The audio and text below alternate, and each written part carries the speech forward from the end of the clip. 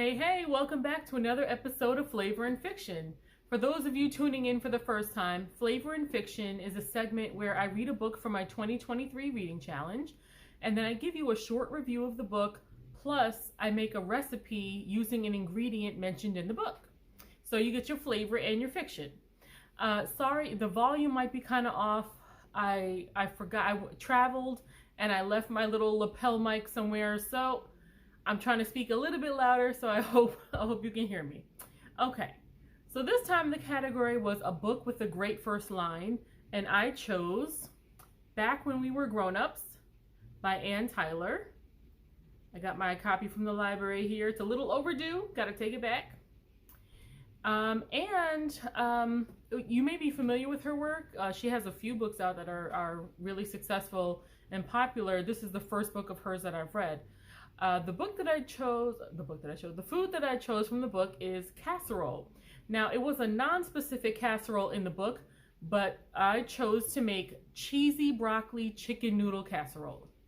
So I made it for dinner last night, and at the end of this video, I'll, show you a little clip of how I made it. But first, let's talk about the book. So since the category was a book with a great first line, it's only fair that I share with you the first line. Once upon a time, there was a woman who discovered she had turned into the wrong person. That was enough to draw me in. I found it intriguing. So this book is about Rebecca. Rebecca loved her childhood. She grew up in a small town. She fell in love with her high school boyfriend, and they made plans to run away and get married after college, the whole 9 yards. But then one day she was at a college party, and she met an older man who was divorced, had children, and something about him just drew her in. And he thought, that she was this lighthearted, fun-loving person because she's at a party. So she's, drinking and laughing and having fun when she really hates parties. But so she started to try to live up to this image of her, because within 2 weeks she had broken up with her boyfriend, or just left, and ran away and got married to Joe Davidge. So she's now Rebecca Davidge. And skip ahead to some years, she's now in her mid-50s. That's where the book takes place. And she's now a widow. She's running the family business, which is like renting out their venue for party planning, and which is just funny because remember, she's the girl who didn't love parties, but she got stuck with this image of Beck instead of Rebecca. Beck loves parties. She's outgoing. She's friendly. She's always on. And one day at one of these parties with all the family gathered around, his children and their child together, and then their spouses and all that, she's just sitting there in the middle of the party, and she's like, who am I? Who is this person? I know you've all had a moment like at a party or a social function where you've just like got a little too introspective. Well, that was her. So from that moment, she decides to give her life a once-over, and she decides to backtrack and to try to figure out who she is. Has she actually grown into this version of herself, or has she been pretending this whole time? So she revisits her hometown to see if, what pieces of herself remain. And really the book is about whether or not going back will help her move forward. Whether she finds herself or she realizes she doesn't know herself at all. It's really like a self-journey type thing. And what, certain things you think are happening are not going to happen. It's not your usual, it's not like the Lifetime movie where it's like you go home to find yourself and, everything kind of falls into place and you realize that's where you belong the whole time. It's not really one of those. It's more realistic. And, she gets back in touch with the boyfriend that she ditched for Joe. I think she's just kind of wondering what her life would have been like. So there's not a ton of action in the book.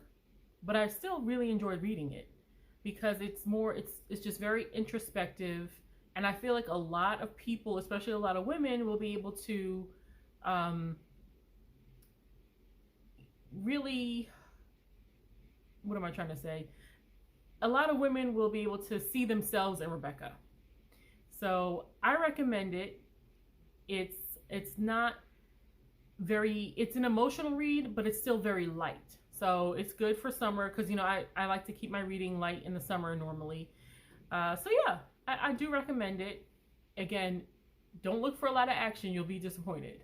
But if you're just looking for like sort of an introspective, lighthearted read, this is it.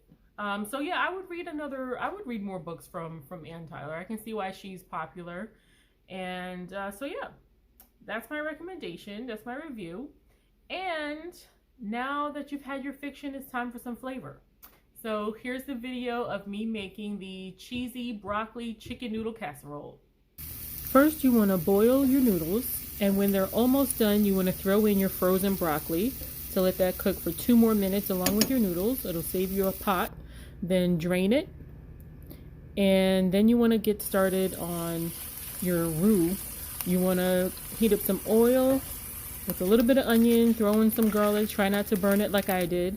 Then put in your flour, and you want to mix it up until it's incorporated. Then put in your chicken stock and just work it to get those lumps out before adding in your milk and your Dijon mustard. I use Grey Poupon because I'm fancy, and salt and pepper. And then you mix all that up, let it come to a simmer, and when it does, that's when you add in the cheese and just mix that up until it melts down, and then that's your cheese sauce. So then you want to layer your broccoli and your noodles and your chicken, and then pour the cheese sauce over and give it a good mix until you think it's touching everything. And then you want to straighten it out, you want to flatten it out. Put that in the oven for 15 minutes. Then take that out, put the cheese on top, put it back in the oven for about 10 minutes, and then voila, you have your perfect cheesy chicken noodle broccoli dish, and it's delicious. So as you can see, it's fairly easy to make, and I normally do a taste test on camera, but last night when I made it, it got kind of late. I was hot, I was not cute. I didn't feel like getting on camera, and I was too hungry, so whatever, sorry. But I will tell you that it was good. Now I used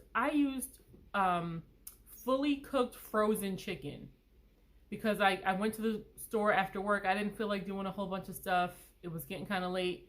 So, but I would recommend, you know, cooking your chicken yourself so it can be flavored, or even getting a rotisserie chicken. I think I would try that next time, or even, you don't even have to put meat in it. You can substitute mushroom for meat, or you can just add more veggies. So that's my recommendation.